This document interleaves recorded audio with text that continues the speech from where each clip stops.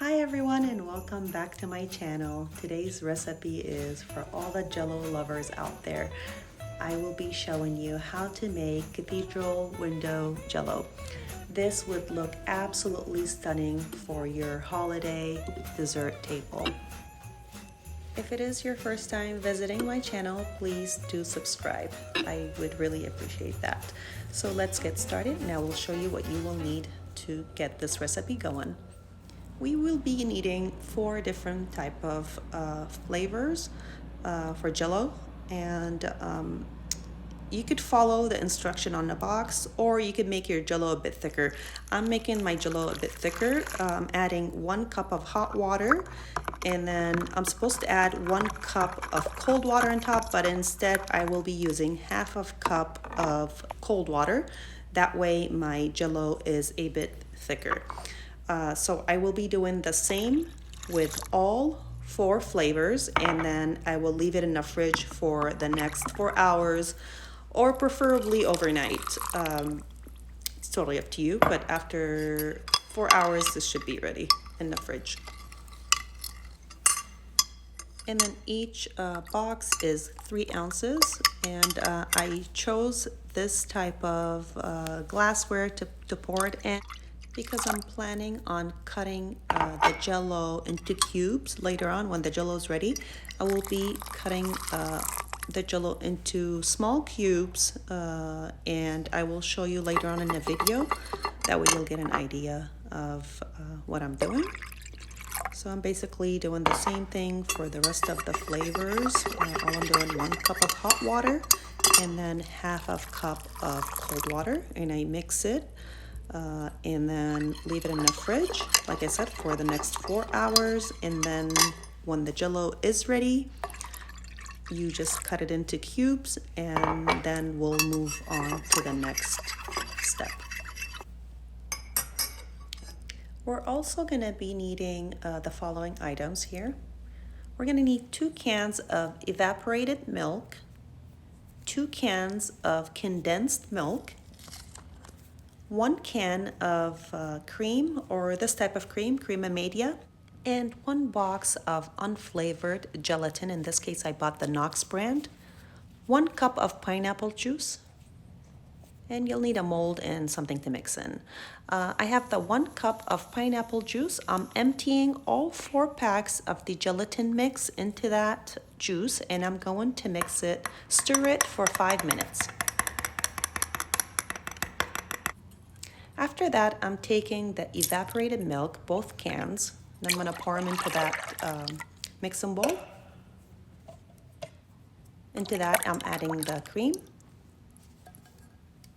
and the 2 cans of the condensed milk. I'm going to give it a quick mix, then I will be moving it into the saucepan or a heating pan, and on low to medium heat, I'm going to mix it for an additional 3 minutes. Then after that, I'm going to add the juice with the gelatin mix. And I'm just going to mix it for an additional 4 to 5 minutes. And after everything is all mixed in, we're gonna end up with this. I'm gonna pour it back into that glassware, and I have to wait for it, and I can't use it unless if it's completely cooled down. So I cannot pour it into my mold unless if it's completely cooled down. What I'm doing here, I'm cutting the Jell-O into cubes, and I'm doing the same thing with all 4 flavors. And be gentle when you're cutting the Jell-O, because as you see, it could break easily, and we want the cubes to be nice and perfect, as close as possible. And after my mixture is completely cooled down, and it has to be completely cooled down, I poured a little amount in the bottom, and then I'm just gonna take the Jell-O, all 4 colors, and I'm just gonna spread them everywhere.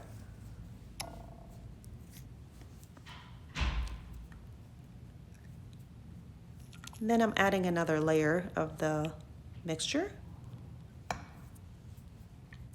And I'm just gonna repeat the same thing that I did earlier until the mold is completely full. And after that, I'm going to put it in the fridge for minimum 5 hours or preferably overnight.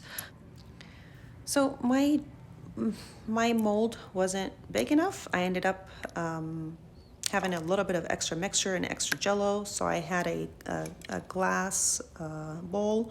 I poured the rest of the Jell-O in it and the mixture, so I'm going to end up with 2 Jell-Os instead of 1.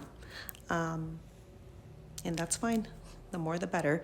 And I put it in the fridge overnight, but before you flip your Jell-O, gently shake the mold. That way you don't break your Jell-O when you flip it. So be careful with this when you're doing this, when you put it on your serving plate. I'm just gonna gently flip it and gently remove the mold off of it because you could easily break the Jell-O. And in this case, it came out beautiful, and I'm just so happy with the way it looks and the way it tastes. I'm gonna cut a piece and I will show you what it looks like on the inside. It's just absolutely beautiful, and it's very tasty and it's super easy to make. And I hope you enjoyed watching my video, and please don't forget to like and subscribe.